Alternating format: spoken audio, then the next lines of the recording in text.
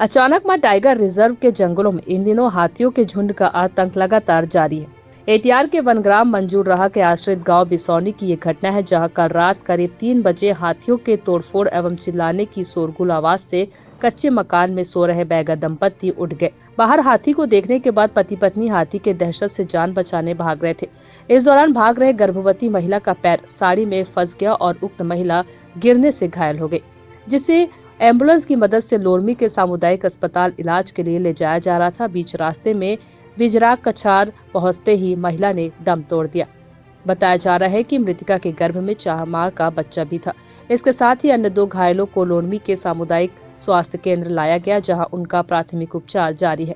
वहीं इस घटना को लेकर मृतका के पति दुजराम बैगा ने बताया कि 10 से अधिक की संख्या में हाथियों का दल गाँव में आया है, जिसकी सूचना उन्हें नहीं थी कि अचानक अन्य लोगों के चिल्लाने की आवाज सुनकर गांव में अफरा तफरी का माहौल बन गया।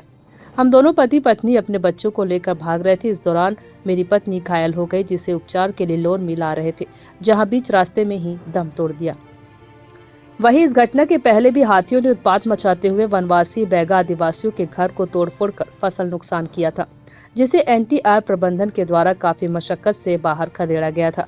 वहीं ग्रामीण प्रत्यक्षदर्शी ने बताया कि अचानक मां टाइगर रिजर्व प्रबंधन के द्वारा हाथियों से सुरक्षित रहने के लिए कोई उचित संसाधन नहीं दिए गए। जब हाथियों का दल गांव पहुंचा तो उनसे बचने के लिए हम सभी ग्रामीण सर्द रात जगा करते हैं, आग जलाकर पूरी रात बिताए हैं।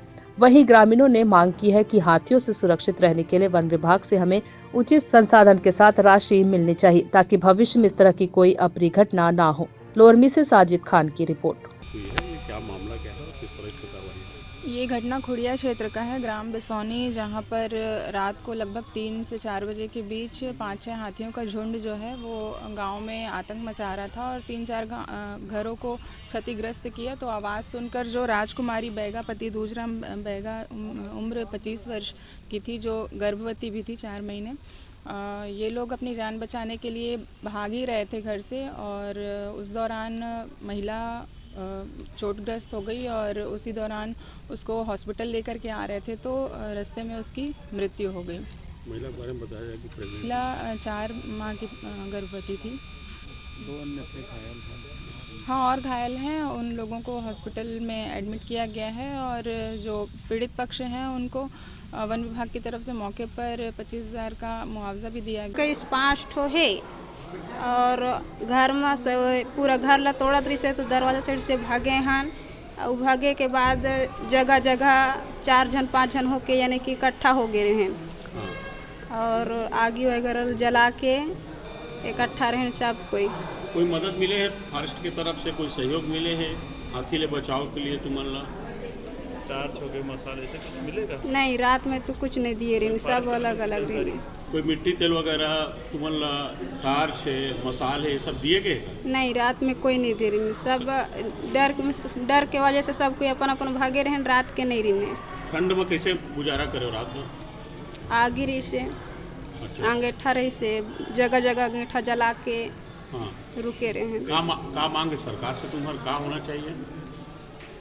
हमार सरकार ले है कि हाथी ले तो हम सुरक्षित करे। तो हाँ, ये हमन सुते रहे 3 बजे रात कन के और फिर हमन भागत रहे डर में तो वो अचानक के गिरिश पे रहो।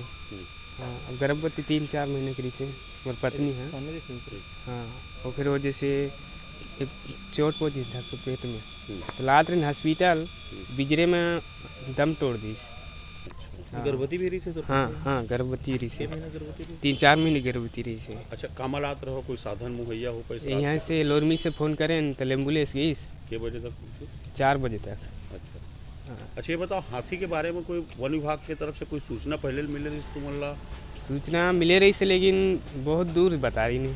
औड़ा पानी साइड जंगल से। हाँ, हम नहीं जाने कि 3 बजे पहुँची जब हाथी ना चिल्लाइस और आतंक मचाइस, तब जाने हमन। घर में घुसे रहे कि? हाँ, घर में हमारे घर में नहीं घुस रहा, लेकिन कोई बगल के घर में तोड़ फोड़ करत रही से। हाँ, और के जन घायल हुए हैं?